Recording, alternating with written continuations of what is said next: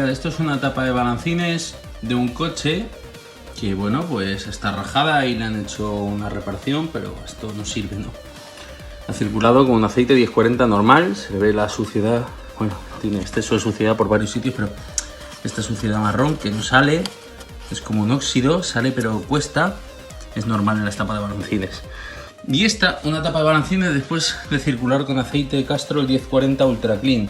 A mí Castrol no me paga, por eso, bueno, estas marcas son de que le he quitado ahí. Yo tengo una marca de Waze porque esta es de un G4CP, pero estaba marrón igual.